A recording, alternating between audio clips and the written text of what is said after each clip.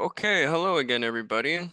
Today, we are hosting a talk from Professor Brent Mittelstadt, who is an associate professor and director of research at the Oxford Internet Institute at the University of Oxford. He leads the Governance of Emerging Technologies research program, which works across ethics, law, and emerging information technologies. He is a prominent data ethicist and philosopher specializing in AI ethics, algorithmic fairness and explainability, and technology law and policy. I'm very excited to hear this talk. Brent, we are happy to have you, and the floor is yours. Great. Thank you. Thank you so much for having me. Let me get my screen shared quickly.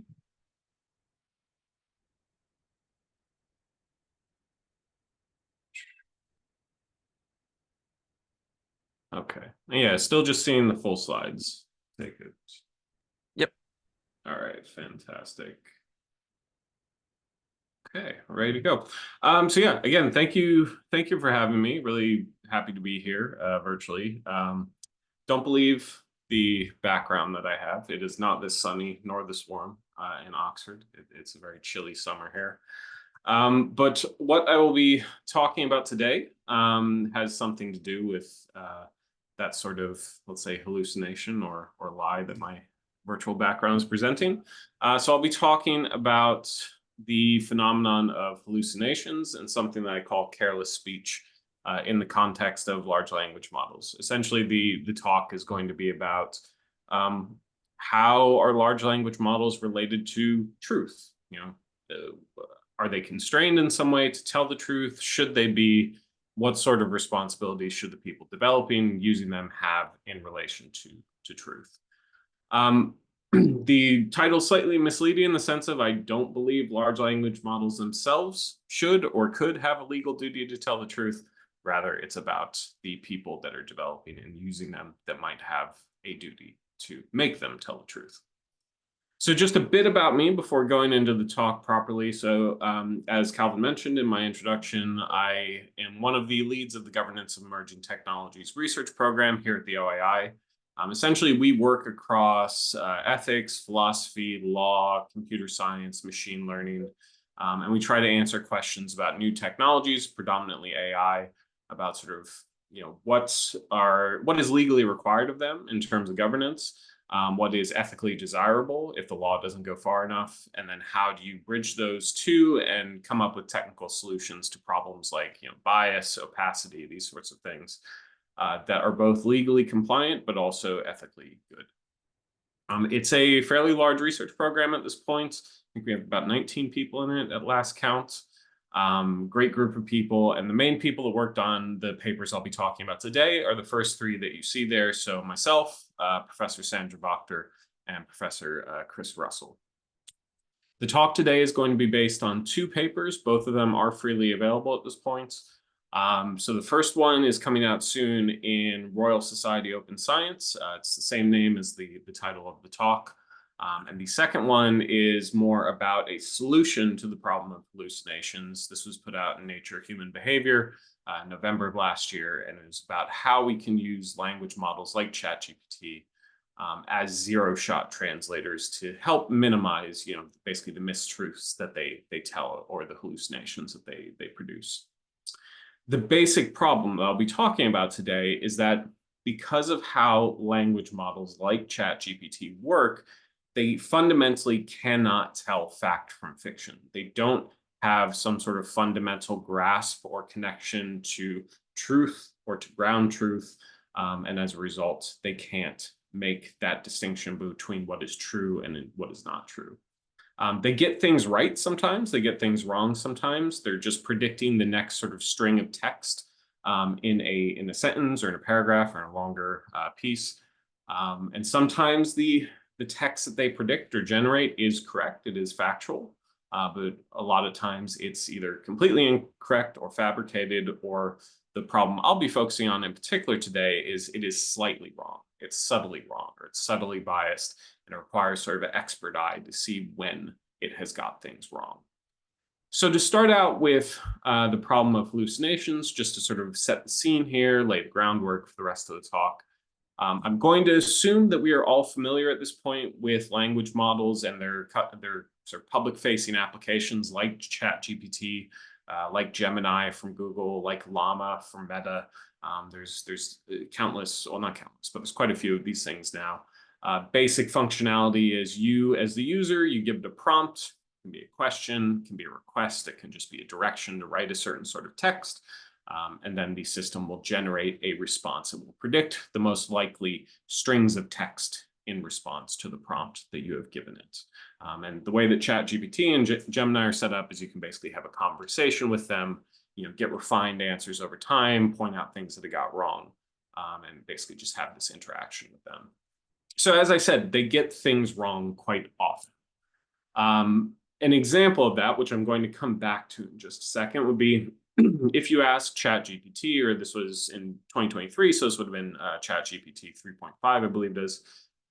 What is the most cited economics paper of all time? ChatGPT will confidently tell you the most cited economics paper of all time is A Theory of Economic History by these authors, Douglas North and Robert Thomas, published in the Journal of Economic History in 1969. Well, if you care to actually find this paper or to check things, you'll find that it doesn't exist. It's not a real paper. The authors are real people. The journal is a real journal. The year is a real year. But everything else that's come up with here, the title, the number of times that's been cited, according to Google Scholar, that's completely made up. Doesn't exist. I'll come back to sort of why that may have been the case or how this sort of hallucination may have occurred. More recently than that, there's been some relatively high profile, let's say humorous hallucinations that the media and social media have picked up on.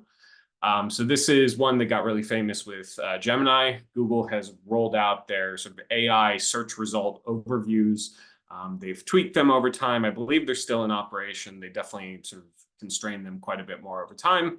But it was the case, I think, a month ago or 2 months ago that if you asked Google for food names that end with it would very confidently tell you that some fruit names that end with are applum, bananum, strawberry, and coconut, which doesn't even end with I did try to recreate that for myself after seeing this example, and it gave some very strange answers to me. I think stranger even than the ones in the example on the left-hand side. It's telling me about quantum and spectrum and momentum, and these are words that are related to food in some way. I'm not quite sure how those words are related to food. So in this case, it got the sort of category wrong, but at the very least, the thing that was clearly improved on here is that these words do indeed end in So I guess that's some sort of positive progress. Just for fun, I decided to ask Google a couple other things. I asked for fruits that end with the letter J. Again, very confidently told me that lychee and guava end in J. They clearly don't. It also told me that Jerusalem artichokes are not technically a fruit. It told me in response to that question over fruits that end with the letter J, gave me this fruit jicama that I'd never heard of. Turns out that it's not a fruit, it's a root vegetable. And indeed, another one that it gave me, Japanese mustard greens, that it confidently told me were a fruit, were indeed not a fruit, they were a vegetable. So you can see there's clearly a problem here where it's not understanding sort of basic categories, things that we as people will recognize, and is instead giving some sort of nonsense results. Last example I give you, and I think this is my favorite one actually, is I asked Google what volcanoes are in England. It told me that England has many volcanoes, extinct volcanoes, and volcanoes that are still active. That was quite alarming. I did not know that we have active volcanoes in the UK, but Gemini confidently told me that we do. So I decided to look into it a bit more. And it told me that we have active volcanoes at Coolin Hills and at Mount Snowdon. Again, I've been to Mount Snowdon. I didn't notice any activity there, but maybe I'm wrong about this. So I decided to ask Google again, are you sure about that? Are these actually active volcanoes? And when I asked it for what active volcanoes are in England, it told me that actually, in fact, England does not have any active volcanoes. So even in the space of one session, even for what I think is a very simple question, it's giving me completely contradictory information. And frankly, unless I knew that we don't have any active volcanoes in England, I would go away a bit confused, to say the least. So those are just a couple of fun examples of hallucinations. Let's go back to the first one, though, that I showed you, which was about that economics paper. So this was an example taken from David Smearden on Twitter. He was basically looking at why this particular hallucination may have occurred, trying to come up with some reasons for why you're getting such a confident and frankly plausible sounding answer. I mean, it sounds like a real paper, and it's giving you authors, it's giving you journals, so it feels like it should be have some sort of factual basis. And so he looked at a few different things. So ChatGPT, at least at the time, couldn't read academic articles directly, but it could look at resources like Wikipedia that would discuss academic research. So by looking at Wikipedia, it could determine that the most commonly used words in the titles of highly cited economics papers are the words economics and theory. And it would be able to do that because that information is available on Wikipedia. And indeed, Wikipedia does link to a piece of research that produced these word images or word graphs that you see in front of you that was looking at exactly that question. It was basically what are the most common words or themes that appear within highly cited economics articles. So there is some basis in reality to this. So ChatGPT would have a good signal there, basically, that the highly cited economics papers have those words, economics and theory, in the title. It would also be able to, again, see from the Wikipedia entry that papers that have those two words in the title also have the word history in the title. And so that does get us most of the way to the title of our fake paper, A Theory of Economic History. But then the question, of course, is, okay, if we have a title, who should be the author of the fake paper? A very reasonable one to go with would be Douglas C. North, who I said is a real person. He is the most cited economics professor of all time, according to Google Scholar. And remember, Google Scholar was cited in the answer. He's also a Nobel laureate. So at the very least, it feels like, that's a good starting point. You have somebody who is very, very highly cited, so you would assume that they might be the author of the most highly cited economics paper of all time. But again, from Wikipedia, I can see that highly cited papers tend to have two authors. So the question is then, who should be the second author of the paper that doesn't exist? Well, a good guess there, again, a strong signal that ChatGPT might have gotten, is somebody that Douglas C. North has actually published with. In this case, Robert Paul Thomas, and that is who was ultimately assigned as the second author of the paper. So you can kind of start to piece together how that hallucination happened, that it's getting signals from lots of different places, which themselves are reliable, but when they're put together in a novel way by ChatGPT, it creates something that is fake. It looks plausible because it has that basis in reality, but nonetheless, it is fake, or it doesn't actually exist. And in order to see that it doesn't exist, you actually have to do some work yourself. You have to actually find the paper, look for the paper, basically investigate the answer after you get it. And we have seen some really harmful consequences to when people take ChatGPT and language models at their word. We had a very early example with a lawyer in New York who submitted a brief using ChatGPT. The brief cited fake cases, and as a result, the lawyer was eventually disbarred. They were found to have been failed sort of professional ethics standards and fiduciary duties to their clients. I think rightly, as a result of that, were disbarred as a result. So it can have real consequences, both for the people that decide to use the outputs of these systems, but indeed just for anybody that is receiving them or receiving them secondhand. If, for example, some text has been generated, somebody modifies it, posts it somewhere, just uses it going forward as the basis for writing an essay, getting an answer, posting something on social media. All of a sudden, the harms are not just with the individual that was using it in the first place, but rather with people who are then exposed to it further down the line. So that's just a quick intro to the general problem of hallucinations. And so then the question becomes, okay, what should we actually do to combat hallucinations? I'm going to go back for a second to the companies that are actually developing these systems, and to indeed researchers, people from civil society that are doing research on them or trying to build governance systems and structures for them. So we had last year a couple of statements and open letters come out from places like the Center for AI Safety that ended up with quite a few high-profile signatories to them, basically saying that generative AI systems are posing an existential risk, a risk of extinction in this case, and that we should make the risk of extinction a global priority, and comparing it to things like pandemics and nuclear war. We had something very similar from the Future of Life Institute that was calling for a 6-month pause on very sort of high performance, large scale foundation models like GPT-4, basically saying, hey, we need to pause this for 6 months in order to get on top of it so that we don't create something that's going to presumably kill us all. And so that's the sort of rhetoric that you had, at least at the beginning around these, is that they are posing an existential risk. And you've seen that more recently echoed in things like the UK AI Safety Summit and in the AI Safety Institutes that have popped up as a result of that, where it really was about these long-term risks. It was about these existential risks. And I guess the implication of all that is that you have systems that are incredibly powerful. They can pose very significant risks.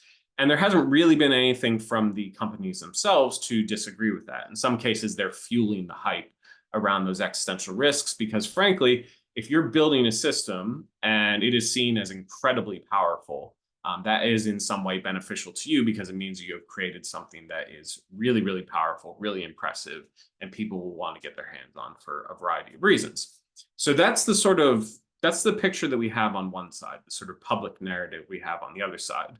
But then if you actually look at the terms and conditions and the sort of, let's say, small print around these systems, so what is said about the systems by the companies that have developed them, you see a very, very different sort of picture emerge. So what we have here is a table from one of those papers that I mentioned at the beginning that talks about, basically describes what the models or what the applications do.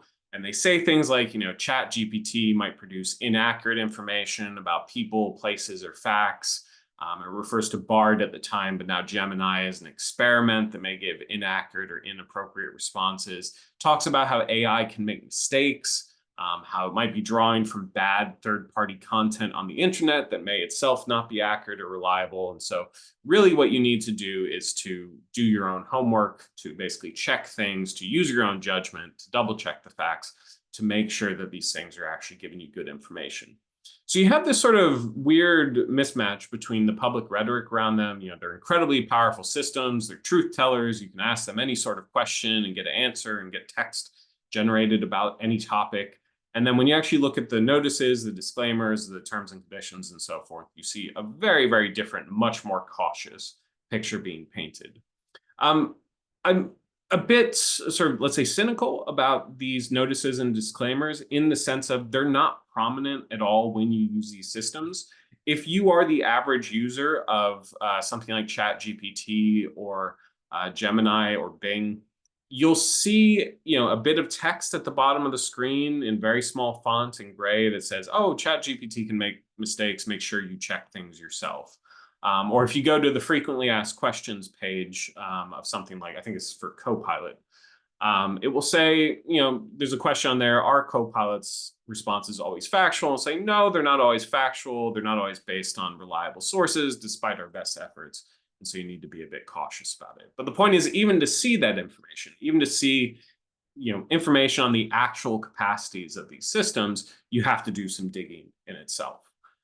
Gemini, I think, is a really, really interesting example because Google here has implemented sort of a fact-checking function within Gemini. I mean, first off, they have the smallest thus far in terms of notice and disclaimer at the bottom saying Gemini may display inaccurate info, double check its responses. But then they actually built in a function where you can do that yourself. And the way that you can do it is essentially search Google. So you get an answer, and then if you want to fact check it, it runs a search on Google. It gives you another summary of the results. So we're kind of back weirdly at a point where the standard of truth or reliability for these systems is Google. It's whatever information you get if you search something on Google. I don't know what your experience is. My experience is the quality of results from Google has definitely gone down in quality over time. And I'm slightly worried, speaking sort of as a philosopher here, that we would use something like Google as our standard for truth going forward. But nonetheless, I guess this is some attempt to actually combat hallucinations in these systems. And again, with Gemini, they have FAQ. They point out within the FAQ, why it might get things wrong, and how you can double check it. And you can use Google search in order to do that. So that's what the companies are doing. In terms of what's happening on the regulatory side, because I always like to consider that. So we have the AI Act now within the EU. There are some requirements within the AI Act for essentially transparency duties or transparency obligations. Essentially, there is a duty within the AI Act, at least for certain types of AI systems, that users should always be informed when they are interacting with an AI system. So it's not like you should have, say, a chatbot just kind of lurking around a website, interacting as if it's a normal user, but rather people should be made aware if they are interacting with the system. It also says that the outputs of the system should be marked in the machine readable format and detectable as artificially generated or manipulated. So this is kind of a watermarking idea that you should always mark things as generated by AI if they're generated by AI. But we know that those sorts of labels and watermarking, they're not a silver bullet. They can be removed, they can be modified. And indeed, it's only for certain systems that you would actually require that. So there is this other sort of approach to combat hallucinations, is to say, well, hey, let's just make users aware of the fact that they're interacting with these systems or consuming content that has been produced by these sorts of systems. But notification by itself is not enough. One of the main problems with it is that even if you know something is generated by AI, it really only helps you if you're already skeptical or informed on a topic. So with, for example, the economics paper, if you work in economics, if you're an academic, you're a researcher, you might be skeptical from the outset of the answer produced by ChatGPT. And so you might want to check that the answer is actually correct or that that paper actually exists. Because you have some sort of background in that area and you maybe know something about ChatGPT, you know it's not reliable. But if you don't have that sort of skepticism or that background expertise up front, it can be difficult, if not impossible, to both have the time to actually check these things and also the interest and the sort of desire to check them. So I promised that I wasn't going to just talk about hallucinations. And actually, one of the main contributions that we made in the paper, and what I want to focus on here, is what we call careless speech. And so careless speech would be something that is different from a hallucination.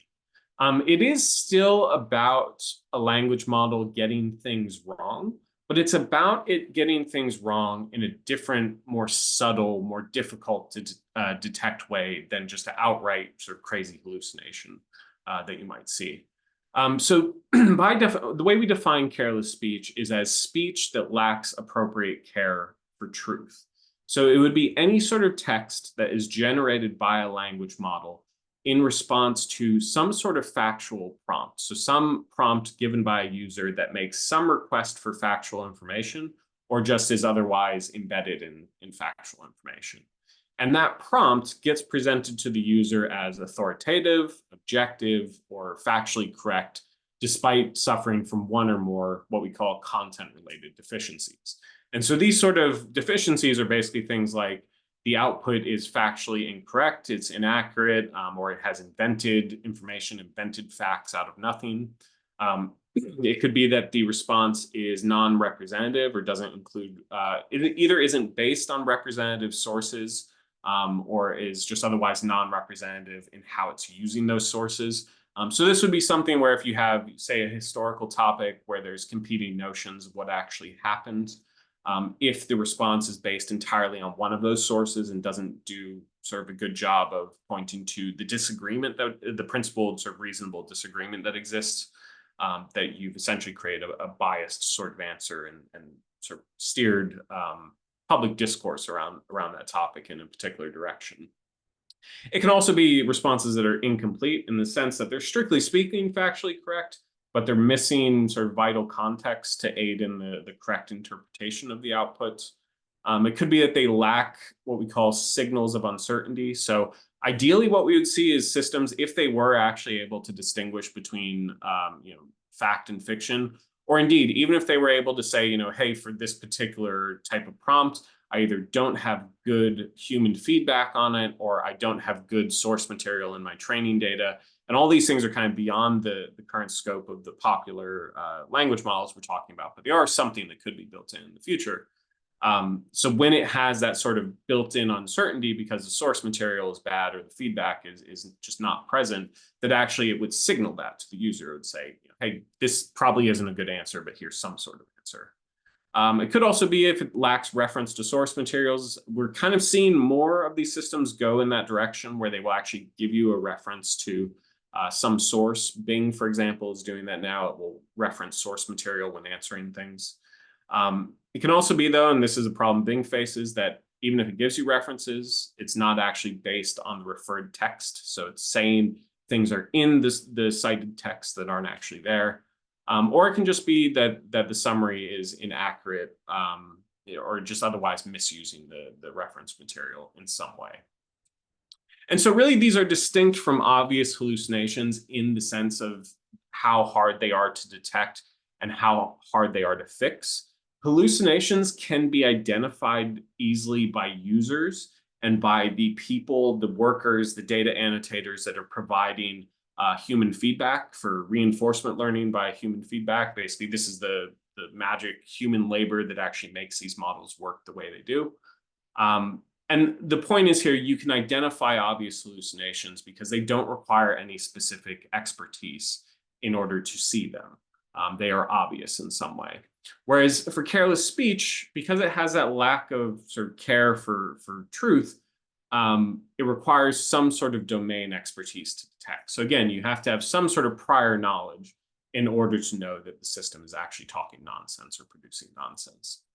Just to give an example of what that would actually look like. Again, this is reinforcement learning from human feedback. This is how these models have sort of made the huge jumps that they have made in recent years. The basic idea here is that you have a prompt provided by the user, goes to a language model produces a series of responses, and then some sort of human worker, some human annotator will take those responses that have been produced by the system, will rank them according to some criteria. And that could be based on how factual they are, or it could just be based on how much they like them, how representative they are, how human they sound. There's all sorts of things that they get told to rank things on. And then finally, you take those rankings and you put it back into a reward model that will then change how the model is producing responses going forward. And so an example of that would be if we had 4 responses from a model that were about the moon landing. So the question here we're asking is basically something about the first moon landing. We have a series of responses here. We rank them in this order. And at first glance, they all seem reasonable, except for maybe response 4. I'm going to say response 4 is unreasonable. I don't believe the moon landing is a hoax, but I don't want to presume what other people are believing about this. But I think that response 4 is not a good one because it's referring to a conspiracy theory. But the thing that you might not miss, and the difference here, that you might miss, and the difference here between a hallucination and careless speech would be the third response. So the third response says the first moon landing was the subject of a Hollywood film starring Tom Hanks. If you've seen the film, or if you're just familiar with the Apollo missions, you would know that that was not about Apollo 11, the first moon landing. Rather, that was about Apollo 13, when they actually ran into problems in space and was the subject of that film. So again, if you don't already know something about the subject area, be it the movie or the history of the moon landing, history of NASA missions, you may not catch the fact that that response is slightly wrong.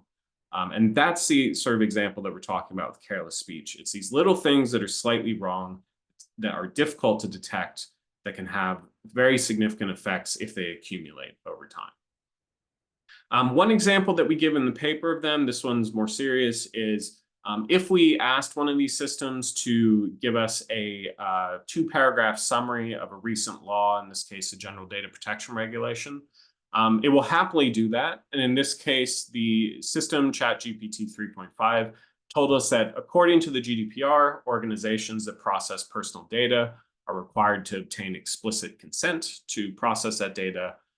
If you know anything about the GDPR, you'll know that's incorrect. You don't need explicit consent to process personal data. That's just one of the many sort of legal foundations you could use to process personal data. And so if you don't know that going into it, you then can falsely go away believing that the GDPR requires explicit consent, which could be very, very significant, or have very significant consequences, let's say. This would be another example of careless speech. In this case, I'm asking ChatGPT to write a biography about me, describing where I grew up. I want the biography written in the style of a pirate because why not? Maybe I'm going to use it for a children's TV show or something like that. And ChatGPT here has said that I grew up in the rolling hills and misty moors of England. You can probably hear from my accent that's not correct. I was not born in England. It is, however, a reasonable guess because public information about me on the internet shows that I work at Oxford. You could make a reasonable assumption that I was also born in the country where I work. But in that case, that's not true. And here, ChatGPT is inventing this because, as far as I'm aware, my birth location was not available on the internet, at least when ChatGPT was trained. So it is making something up here. So that's the real sort of problem of careless speech. And as I suggested before, watermarking and referring to external sources are not going to be silver bullet solutions for something like careless speech. We have another example of that in the paper. We were asking Bing to tell us why Boris Johnson was indicted, and it very confidently gave us an answer with a very long answer with references, and the references were to reliable looking sources, things like the Financial Times, the BBC. And in this case, so while this does look good at first glance, Boris Johnson's never actually been indicted. So it's telling us something that never actually occurred, but it's giving us all these details. Like he had 37 counts of various crimes. He was indicted, or at least the indictment was unsealed on June 9th, 2023. So something kind of weird is going on here. And you might get a hint of what the weird thing is if you go a little further and you see that the case tied to his refusal to hand over classified documents held in his Mar-a-Lago estate in South Florida. Like, well, okay, it's pretty clear what happened here. Bing has mixed up Boris Johnson and Donald Trump somehow. The two facts about the two individuals were conflated. I do have some sympathy for Bing for mixing up Boris Johnson and Donald Trump. That's an easy mistake to make. But the reason in this case why it would have happened and why it happened with that referencing is because the link to the Financial Times, if you went through to it, was for a live news feed that talked both about charges that Trump faced, these 37 counts, but then there was a separate story or separate update about Boris Johnson standing down from Parliament. So you can kind of see how the mix-up would happen. They're both mentioned in the same page. And again, the system can't distinguish between who is being referred to at different points across the same source material, or at least couldn't at that time. Now, one important thing that I want to note here is that the notion of careless speech doesn't rely on any single concept of truth. It doesn't rely on any specific school of thought in order to be sort of taken seriously. What we're concerned with is not what is actually true, but rather the process through which we decide as a society, as people, discussing things with each other, how we decide what is true. It's about the sort of requirements we have for making truth claims. It's about if you show a lack of appropriate care for things like truthfulness, objectivity, representativeness, all these different things, all these different sort of commitments that you could have when you're talking about truth. It's the fact that you're showing that lack of appropriate care, not what you ultimately decide is true or is not true, that we're criticizing here, saying that this is really the problem that is being put forward by these systems, by language models. Careless speech can occur within any sort of ontological framework. It's really, the concept is meant to capture flaws more in how people debate, justify, and communicate truth claims with each other, not to say that any particular ontology is the correct one. In that sense, we are following most closely Habermas, but again, you don't have to make a specific ontological commitment in order to see this as a problem. Now, the reason we care about careless speech is because of the sorts of harms that it can introduce. So careless speech harms, as you'll probably have picked up thus far, they're things that are immaterial They're things that are collective or societal. So it can be about like the erosion of knowledge over time, the erosion of shared social truth over time. It is similar to work on misinformation and disinformation in that sense, but in this case, you sort of have it automated. You have it done at a scale and with sort of a subtlety, and not requiring sort of malice or human intent in order to produce it. Rather, it's just an artifact of how these systems were designed and how they operate. It's sort of a fundamental flaw in their operation rather than something you could attribute to malicious intent or like a influence campaign or something like that. And the problem that we run into is that the law is really, really bad at regulating those sorts of immaterial, long-term collective harms. What the law is good at doing is regulating acute harms. So things about like physical and psychological well-being, reputational damage, libel, that sort of thing. It's good at regulating privacy and data protection. So how speech is used or like how it reveals information about people. It's good at regulating equality and non-discrimination. These can be acute harms that result from speech, like hate speech. And also it's good at public safety. Speech can cause panic, it can cause public safety harms. And so the law is very good at regulating those sort of near-term things, but much less good at actually regulating longer-term things or things that are not what you can call immaterial. I think a major harm of careless speech is what we would call rewriting history. Essentially, what you're producing through using these models is some sort of consensus-based or crowdsourced version of truth, because they are predicting the next most likely string of text. And they are guided in some way. They have guardrails. They have constraints on them. They get human feedback that changes how they produce output. So it's not just about the next most likely, but it also has all these other constraints on it. But you are still fundamentally getting some sort of consensus-based version of the truth that ends up being very heavily sanitized, very subjective, and very consensus-based. And historically, we haven't seen those sorts of factors as being a good indicator of the truth of a matter.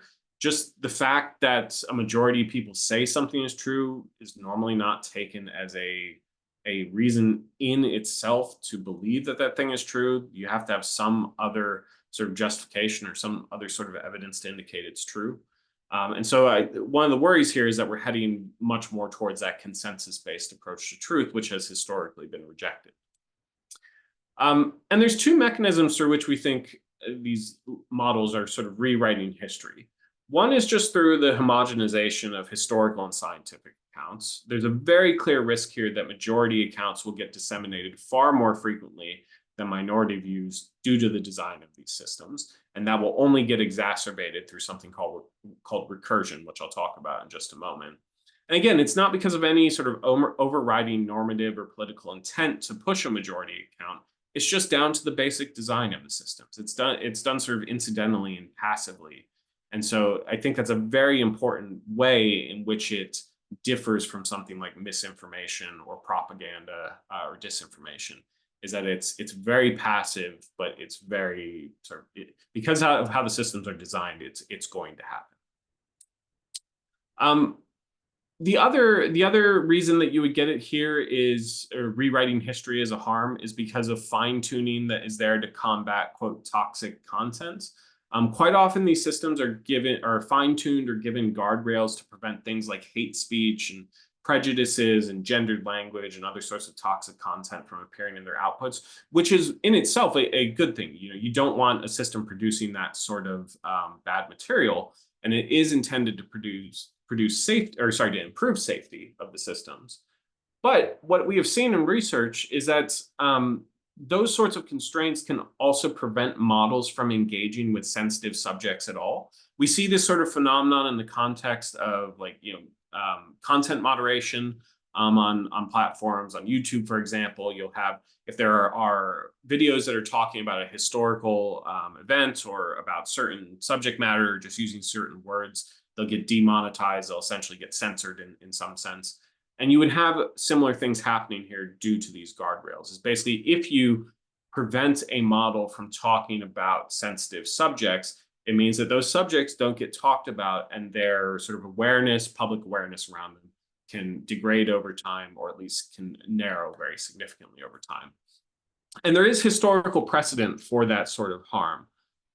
This harm called damnatio memoriae, which was used as a punishment for people, often rulers or politicians, who acted offensively and disgracefully according to the ruling class. Basically, what this meant was you were literally erased from history. You would have your face removed from paintings, your face on sculptures would be destroyed, public records involving you would be erased, documents, inscriptions would all be erased. And the basic idea here was it was a punishment where you get removed from history. You have no legacy, you have no standing. And those sorts of practices are considered highly controversial in modern society because it essentially amounts to the purposeful destruction of history, where the memories of people and events that are part of very important shared cultural histories are removed or otherwise modified. This has also been called sort of the whitewashing of history, where it's a punishment for a very severe punishment for innocent people. And this practice has historically harmed women and marginalized groups much more severely than others. The other sort of very significant harm I want to talk about or draw attention to here would be around the propagation of errors. So what we have seen with language models is that they're very good at making text very cheaply that crowds out human-generated speech in online spaces. So this can be using these systems literally just to generate filler text, or basically text where the quality and the content of it doesn't matter. It just has to attract human attention and sort of clickbait text. It's also been described as search engine optimization, where you have filler text on websites to basically persuade search engines to rank pages or content more highly. But it can also be astroturfing. So that's literally just using these systems to generate text that you then post in online spaces in order to crowd out genuine debate or genuine human-generated speech. And we can already see that in places like Twitter. If you go on Twitter and you search for this phrase as it goes against OpenAI's use case policy, which is like a generic response ChatGPT will give, you'll find all of these tweets that are essentially just a bot giving a generic response in reply to somebody that has tweeted at them, which would suggest at a minimum that these are bot accounts that are using these systems. Again, maybe just to crowd out human speech, or maybe for other purposes, maybe to get followers for advertising purposes, for example. I should say, too, that in terms of propagation of errors, these systems also create a new sort of novel type of security vulnerability.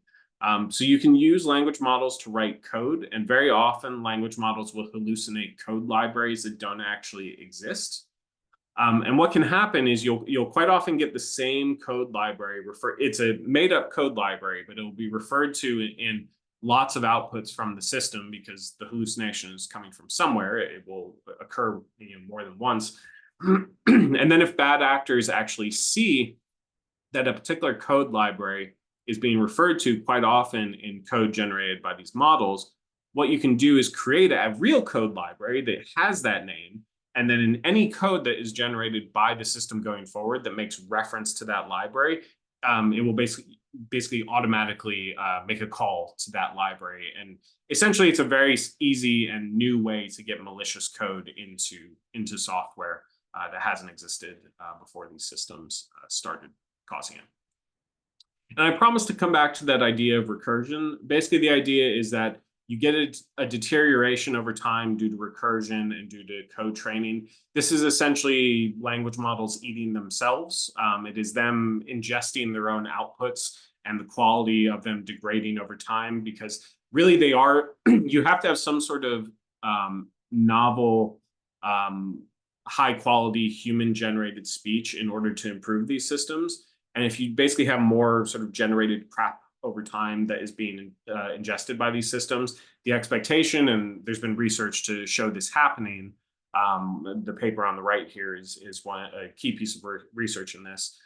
You will essentially just see deterioration in their quality over time because they are ingesting their own outputs. The other thing that you might see as a result of these models is the degradation of reliable sources over time. So This is an example that is drawing on a sort of infamous entry on Wikipedia called Scott's Wikipedia. So it was a subset of Wikipedia entries that were meant to be written in the Scots language, and that's a real language. Um, so the entries on Wikipedia became notorious because they were predominantly written originally by a US-based teenager who didn't speak Scots, and instead what they were doing was just dictionary translating individual words into Scots, but keeping an English sentence structure. And so this Wikipedia entry gave the sort of false impression that Scots is just English written in a different sort of accent and not a distinct language in itself. The Wikipedia entry was not particularly high traffic, so the contributions didn't receive much scrutiny. Well, what's now happened is ChatGPT has ingested that. And now if you ask ChatGPT, and I assume other language models, because we don't know exactly what data they're using, to respond to a question in Scots, it will very likely give you an answer that is following the structure set up on Wikipedia. So it will seem, it's basically giving you an English sentence just written in a different accent, and that is not the Scots language. So in this case, it's that you have sort of an error in what's considered a reliable source, then being propagated by ChatGPT, and it can make the harm of that very low traffic page on Wikipedia much more significant and much harder to combat if you then get this sort of response replicated across different parts of the internet. It can basically make it very hard to have good sources on Scots language going forward. So on to the sort of last bit of the first part here, which is about legal duties to tell the truth for these systems.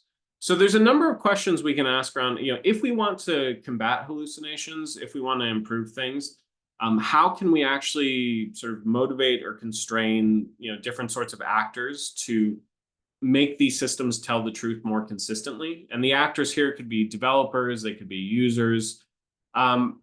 And so the question is, first off, who could you actually ask to do that? Who could you actually ask to make the systems tell the truth more reliably? And further, if you want to do that, what sort of law can you draw on to do that? So basically, do you have any sort of truth obligations, truth duties in existing types of law? And can those then be extended to the providers of these systems, to the providers of large language models? So in the paper, we looked at that. We were looking at both whether you could have like a sector-specific duty to create language models that tell the truth, and maybe a more general duty to tell the truth. We looked in particular at human rights law, so the Charter of the EU on Fundamental Rights. We looked at jurisprudence as well from the Court of Justice in the EU, the Court of Human Rights. These are the highest courts in the EU. And also at the European Convention on Human Rights, just to see whether any legal duties to tell the truth currently exist in like existing sectors, so not specifically for tech. And what we found by looking at that, and the full analysis is available in the paper, I won't go through it here, but it's just to give you the outcomes of it, is that in human rights law, at least, and in the jurisprudence around human rights law, there's little to nothing in terms of obligations to tell the truth or to be honest or really anything related to truth. The bits you see there in bold around free press and journalism, media, advertising, online platforms, archives and libraries, and science and academia, those are where you see the strongest obligations around truth, but they're still relatively weak. And you could, in theory, extend them to language models that are used in those contexts. But even if you do, they're going to be relatively limited in terms of their applicability. We do see a pathway forward here, though, to create a legal duty to tell the truth. It's based on some prior jurisprudence, prior cases around Google autocomplete and whether Google could be held liable for the outputs of autocomplete. In this case, whether they could be held liable for defamation. And in those cases, this was a German case in particular, they were held liable for defamation caused by Google autocomplete, which had some potentially really interesting implications for the companies building large language models in terms of being liable for the outputs and harms caused by the outputs of these systems. But again, if you're interested in that side of it, please do have a look at the full paper because we have a very long legal analysis in there that goes into what that pathway looks like and what we're basing it on. But just to talk very quickly about solutions and to hopefully leave a couple minutes for questions at the end. So I mentioned there is a potential legal solution to create a general duty for language models to tell the truth.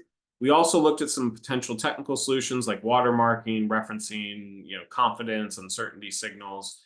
We do have some companies now that are doing that sort of thing. So Perplexity AI, they are doing referencing or citations within their outputs. They are trying to base the outputs on reliable sources. Again, I think that's a step in the right direction, but as we've seen, there are some shortcomings to it.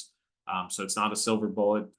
The other thing that we can do, and the thing that we've proposed, is to basically try to minimize hallucinations by changing how we use these systems to do something called zero-shot translation to try to minimize the chance of hallucinations or careless speech happening.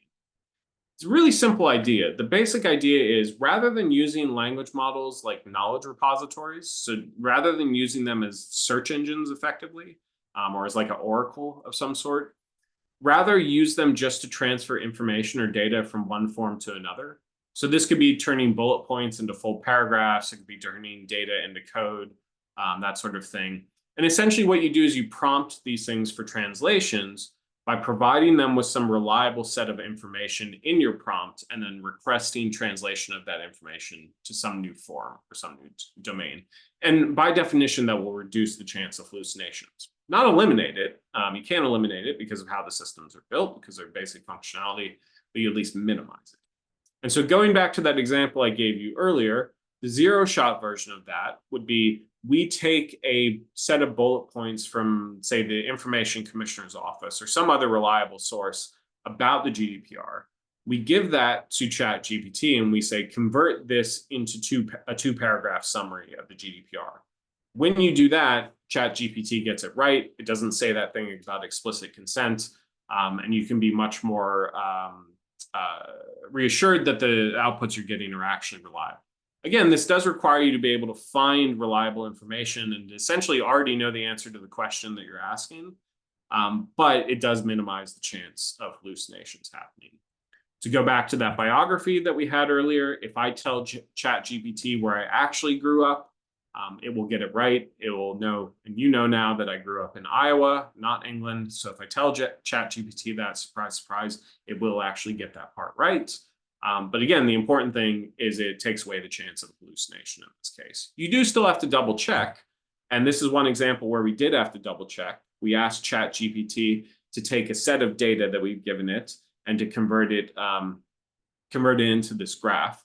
And in the first instance, ChatGPT actually got it wrong. It converted it wrong because it didn't include all of our data points. But when we corrected it, when we could see that not all the data points were included in the second attempt, it did actually get it right. So again, this is just a simple example to show even when you do zero-shot translation, it's still not foolproof. ChatGPT can still introduce errors. In this case, the error it introduced is it split the data into training and testing sets rather than just fitting it to the entire data set that we gave it. So just to conclude here, I really think that it's essential that we fix these problems of hallucinations and careless speech, either by changing how we use these systems, how we view them, how skeptical we are of them, or through regulatory means by forcing companies to take these concerns around truth seriously. Because the risks that we face, the harms that we face as the information produced by these systems gets more widely disseminated, more widely consumed, and then re-ingested by the systems, it's a subtle thing to see the erosion of knowledge over time. It's difficult to track, but we can see from the basic design of these systems that it is something that will happen without very serious corrective action. And so one of the ways to correct that is through zero-shot translation. One of the ways to correct it is through creating this legal duty to tell the truth. But I think a lot of this also just has to come down to how we decide to use these systems and what we actually trust them to do as users of them. So I'll finish there. Apologies for not leaving too much time here. I'm happy to go a bit longer if the organizers are happy with that for questions. But thanks so much for your attention. I look forward to any questions you have. Brent, thank you so much. This is very interesting, and I'll be checking out the paper, as I'm sure many other folks will.